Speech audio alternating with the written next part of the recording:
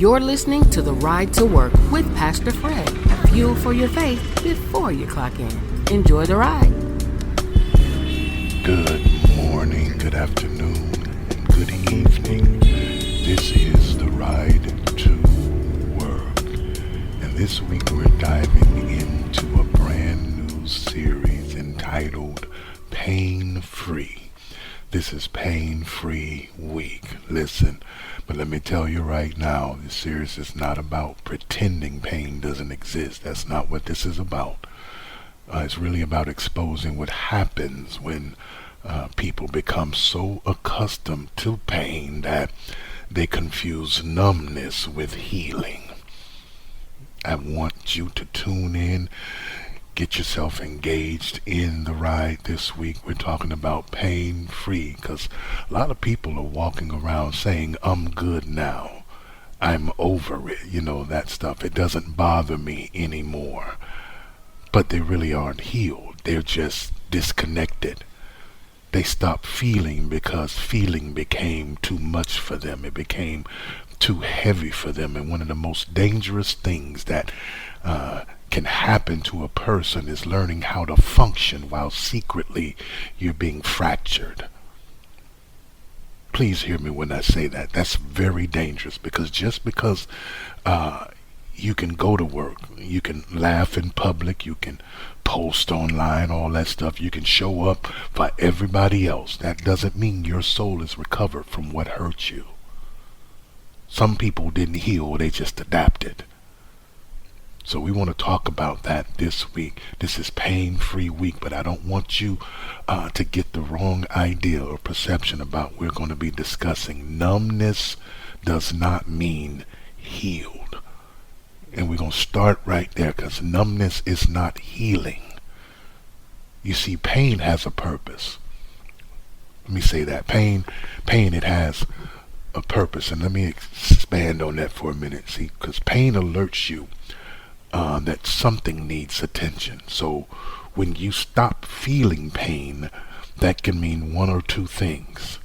Either healing happened or sensitivity died. And see, a lot of us, if truth be told, we mistake emotional shutdown for emotional maturity. You stop crying, yes, but not because you were healed, but because you just got tired of hurting.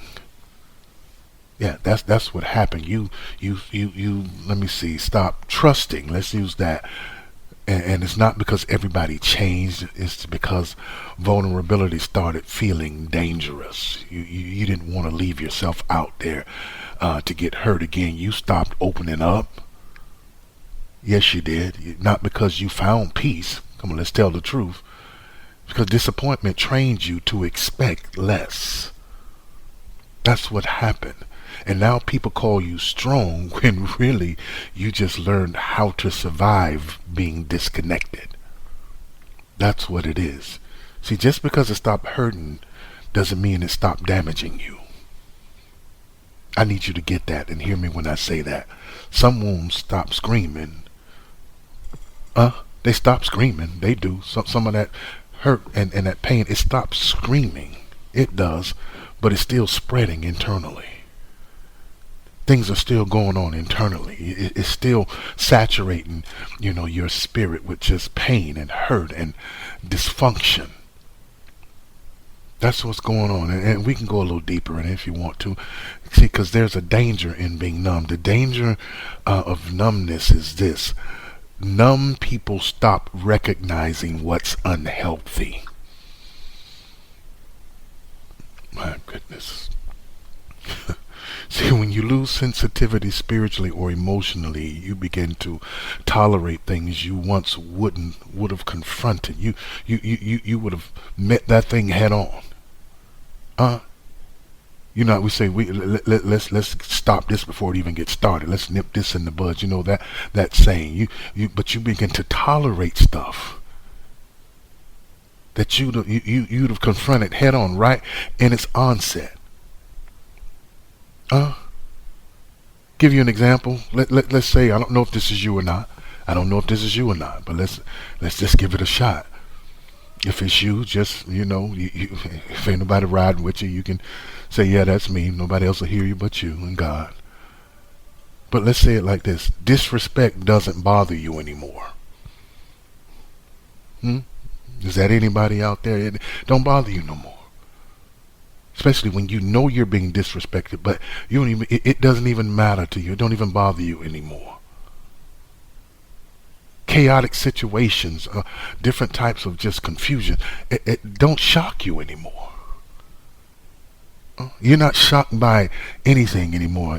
Emotional neglect, when people don't have a tendency to really understand you or feel where you're coming from. And I'm talking about people that are close to you in relationships, husbands, wife, boyfriends, girlfriends, whatever you want to call them.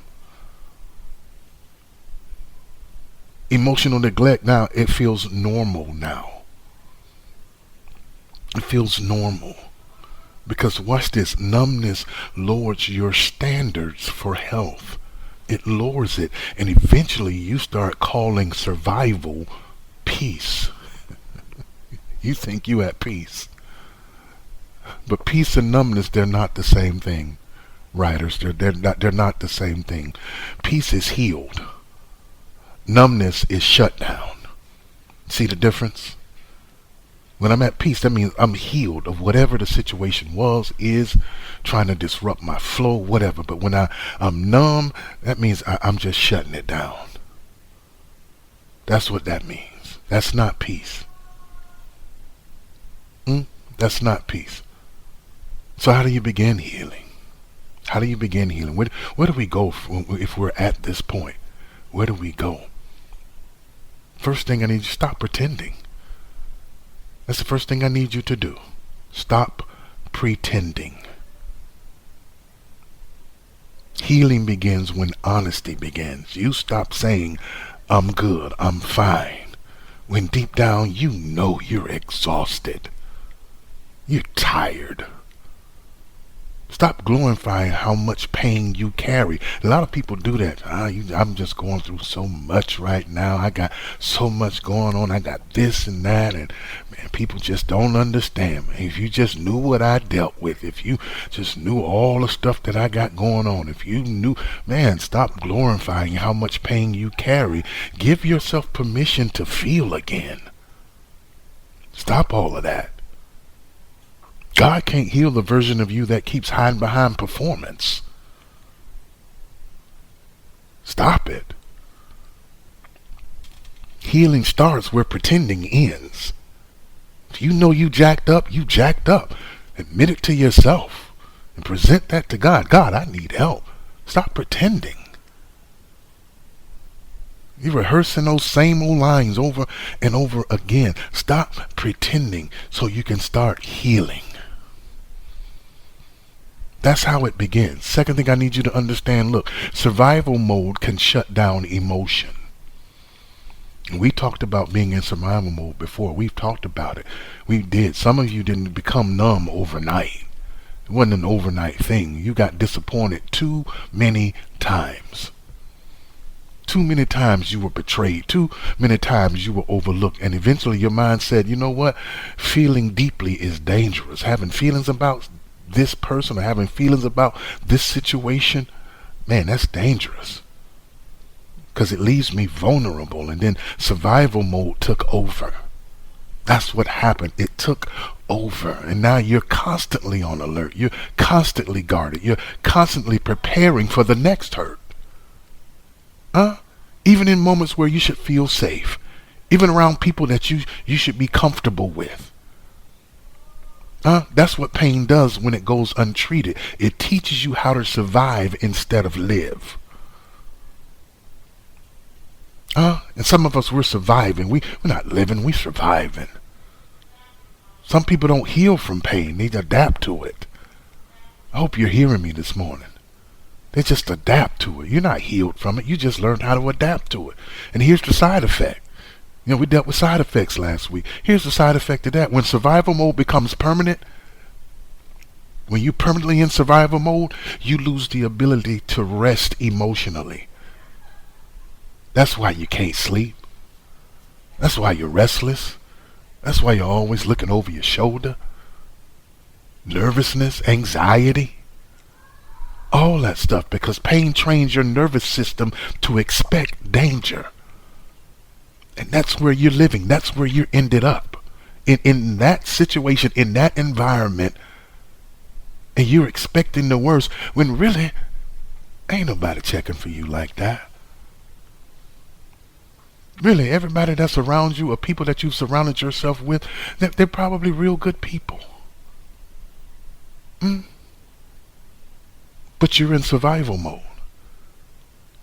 So now calm feels unfamiliar to you. You're restless. You don't know what that's like. You don't. And some people often, this is what they do. They sabotage healthy situations because dysfunctions feel more recognizable. So they'll mess up something that's good because they're comfortable in something that's bad.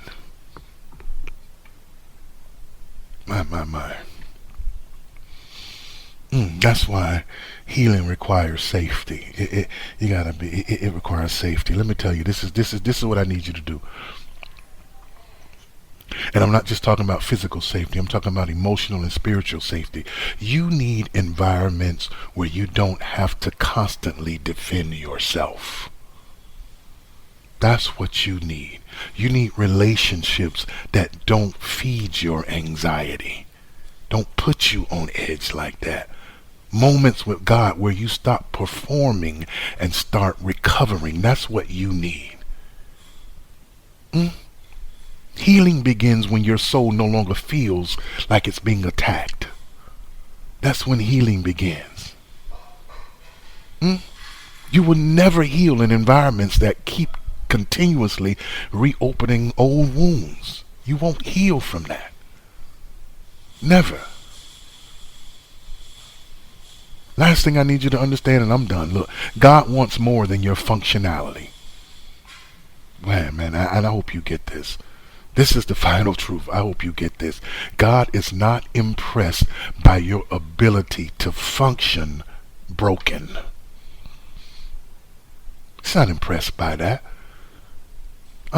People celebrate functionality. If they still show up, they must be okay. If they still working, they must be strong. But functioning is not the same as flourishing. You just functioning. Look, God doesn't just want you operating. He wants you whole. Oh, I hope you hear me this morning. He wants your mind healthy, your heart healthy, your spirit healthy. He wants you free enough to experience joy again. Free enough to trust again. Free enough to live without every decision being filtered through that old pain. He wants you to flourish. He didn't save you just to survive. He saved you to live. And this is important. Watch this. And I want to say this because many people have built entire lives around unhealed pain. Your routines change because of pain. Your personality changed because of pain. Your communication changed because of pain. Please hear me when I say it. But God is saying, I want the real you back. I want the real you, not the guarded version, not the exhausted version, not the emotionally unavailable version, the healed version. That's what I want back. So stop measuring healing by productivity. Ask yourself, am I healthy emotionally? Can I experience joy without fear? Can I receive love without suspicion? Can I rest without guilt? Because healing is not just you getting through the day. Come on now. Healing is recovering the ability to live fully. Wholeness is when your soul no longer has to live in survival mode. That's wholeness. Being pain-free does not mean you never went through pain. It means pain no longer controls your identity. This is what we're talking about this week, pain-free week. It means the wound stopped leading your decisions. That's what it means. You no longer need numbness to survive. You don't have to shut down to stay alive anymore. Please hear me when I say it. You don't. If you didn't hear anything else in this message, you do not have to shut down to stay alive anymore. Healing can begin right now, right where you are, right this moment. Make the decision. Person can lose feeling in part of their body because what? A severe nerve damage. And I'm saying this, I'm out your way. And they can. I recently was at the hospital, and well, not that recently, but a few weeks ago, and it was a situation to where there was some nerve damage, and they lost feeling in that part of the body. And the scary thing is, because they couldn't feel pain there anymore, the possibility of them continuing to injure themselves was a reality. And they were doing it without even realizing it, that they were hurting themselves because they were numb to the pain. That's what emotional numbness does. You stop recognizing what's hurting you. And you continue to do things, and you're only causing more damage as you go. You're only leaving more damage in your path, in your wake, in the aftermath. The absence of feeling is not always proof of healing. Sometimes, listen to when I say this, it's proof something in you needs restoration. Please understand, we're talking about pain-free this week. Numbness is not healing. It's not. Think about that illustration I gave you about damaged nerves. Are you walking around causing more harm because you just have shut down and you just refuse to even feel anymore? Even though things are still happening, even though things are still going on, but you shut down so much so to where you're masking the pain behind a smile. You're masking the pain behind a I'm good, or I'm okay, or I'm fine. All the while, as time passes, you're doing more and more damage to yourself because you just can't feel how hurt you are. Again, the absence of feeling is not proof of healing. It's proof that something in you needs restoring. Thank you so much for joining us.